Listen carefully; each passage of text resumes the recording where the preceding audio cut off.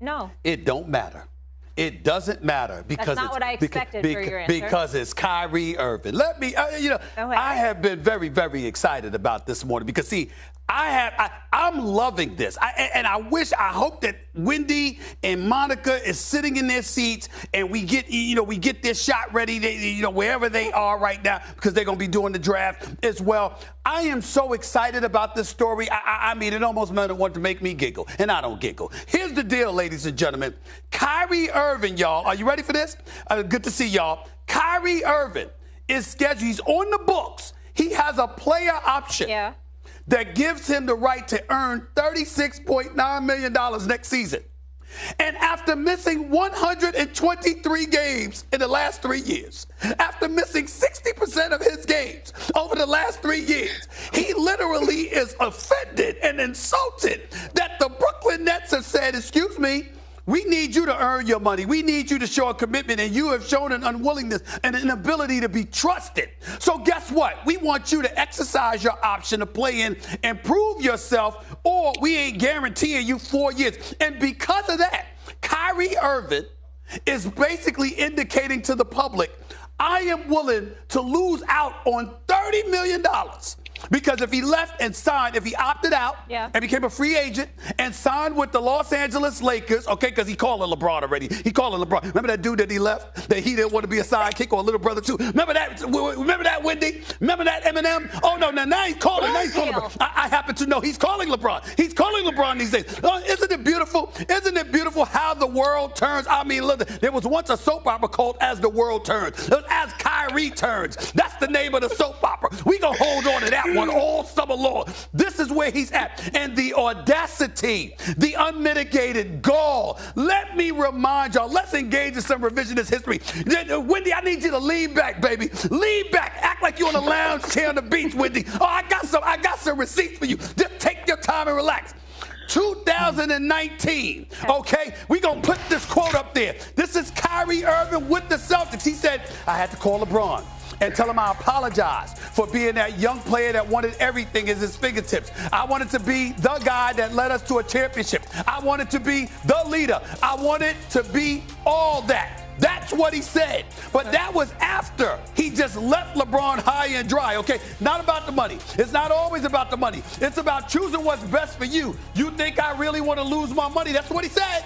That's what he said. Okay, this is about KD. It has all just this past season, at the end of the season, after they got swept by his former team, the Boston Celtics.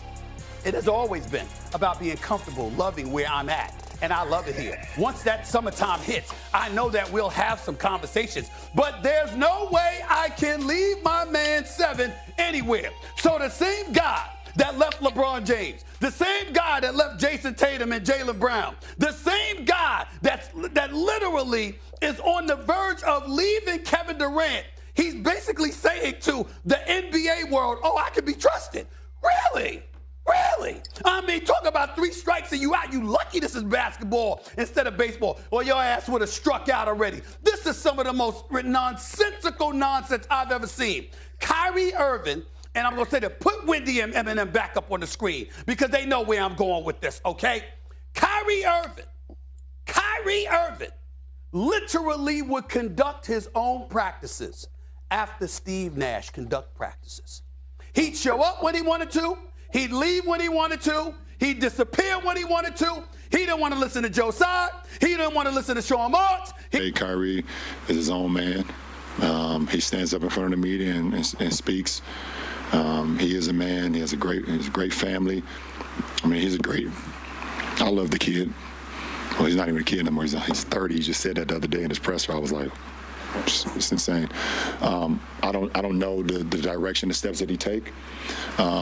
But he's apologized for what he said, and I hope that he understands that what he said was harmful to a lot of people, and we as humans, none of us are perfect, but I hope he understands how, what he did or the actions that he took was just harmful to a lot of people. I really didn't get into it too much, but I understand that when you hurting anybody, I understand that. That is just common sense. last two teams. LeBron, sticking with the theme of social consciousness, you've been very vocal about civic engagement, and the league is actually shutting down games on Tuesday to encourage voting. Why do you think, in your opinion, it's actually necessary to do that?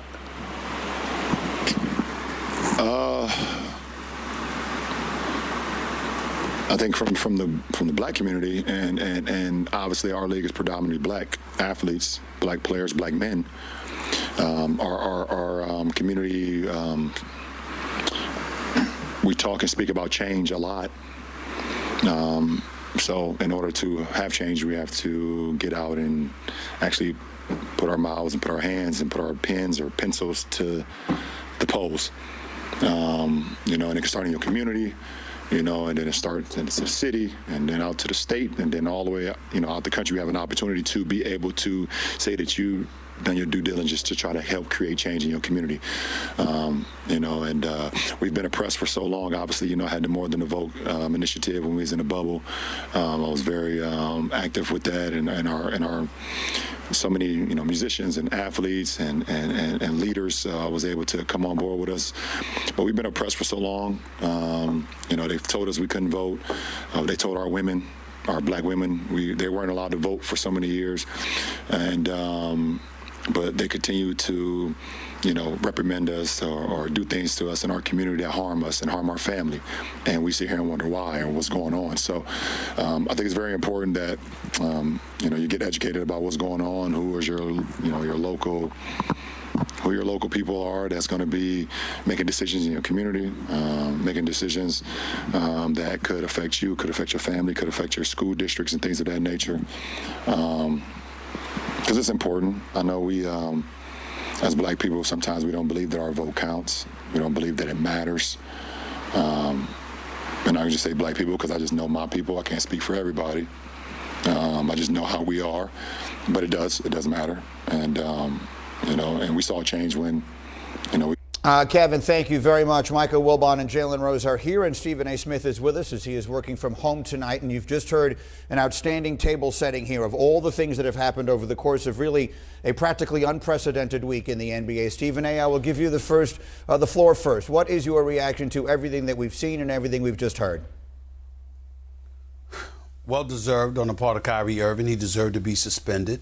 He's lucky he hasn't been, it hasn't been determined that he will no longer be in a Brooklyn Net, nor has he been exiled from the NBA for this entire season, because the egregiousness of what he alluded to by posting that that film with anti-Semitic tropes in it on his Twitter page obviously is something that the NBA and a vast majority of folks in the community believe to be vile, inappropriate, insensitive, completely unnecessary, and definitely immature and counterproductive to anything and everything the NBA prides itself in being about.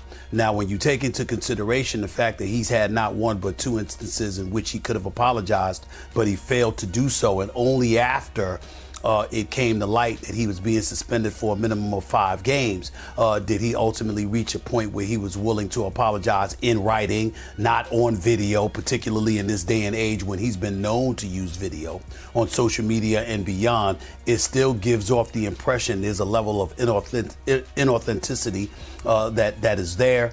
You've got people questioning what his true motives were, how he appeared defiant and how he still probably appears to be defiant. You've got all of this stuff going on, but in the end, what it comes down to is this: his arrival in Brooklyn has been an absolute disaster. They have come up conspicuously short in terms of what the expectations for them was supposed to be, and as a result, the Brooklyn Nets find themselves scurrying to basically keep their team together because it's a mess. And once again, it has Kyrie's name written all over it, and there is no way around that. Michael Wilbon, what are your thoughts? First of all, amen to everything that Stephen A. just said. My thoughts include, where's the collective character in that organization, the Brooklyn Nets organization? They don't appear to have any. I mean, as long as they waited, first thing, it's almost like begging for an apology. Kyrie's not returning text messages to his owner. This is the 3rd season. This is not the first firestorm, though it is the most egregious. I'll agree with Stephen A. So 2 years ago, he was going to go to a birthday party and he had to miss 6 or 7 games. Last year, he holds his franchise and his teammates hostage because he won't have a vaccine. There's always something with him, all right? And if Kyrie was as smart or as literate or as well-researched as he declares he is when he said 2 days ago, I'm a beacon of light. To what? A raging egomaniac who's dangerous. If he's as smart as he proclaims, he'd be Frederick Douglass. and these issues, we find out he's not smart at all about a lot of these issues. And you don't know what. He could say he's reading what? And so you go on and on and on with this. The Nets look awful. The Nets look spineless. So did the league until it finally got involved. And the league and the Brooklyn Nets ought to be embarrassed to have this hanging around and have Kyrie Irving once again holding the whole franchise hostage. I think it's really important also for me to say, as three very accomplished black men that's talking about this topic, Stephen A. and Wilbon, and obviously Greeny, you are brother, I love you. What ends up happening is when topics like this come up, sometimes people think that we're slandering our brother when we're just trying to actually educate the masses and tell the truth. There's a reason why no other NBA players are speaking out on behalf of Kyrie Irving right now. No different than Kanye West. There's no different, no artists are speaking on behalf of him because they are out on a limb by themselves. And in the United States of America, yeah, there's freedom of speech, but there's also not freedom of repercussions of the things you say. And of an oppressed people, we should understand as well as anyone that you shouldn't make light of other oppressed people in any way, shape, or form. And let me tell everybody else something that wants to be an athlete one day. You know, one of our main responsibilities is be a role model. And you know when that starts? Very early, almost in high school, when you start taking pictures, when you sign autographs, when you start to get shoe deals and people start to look up to you, you're a role model. And when you're a role model, that gives you power. And when you have that power, you can't abuse it. And that's what he did in this case, so that's why he got suspended. And lastly, if anybody in the NBA would have tweeted what he tweeted or put on IG and doubled down the way he did, they would have also got suspended. So I don't want people to think that he's being singled out because he didn't get vaccinated or because he's very outspoken. He's getting disciplined because what he did, and he's admitted it in his apology, was dead wrong. That's well said. We have so many more thoughts that we'll be able to share when we count it down to the NBA with you at the top of the next hour. So we're about 50 minutes away. In the meantime, Kevin, I'll send it back to you.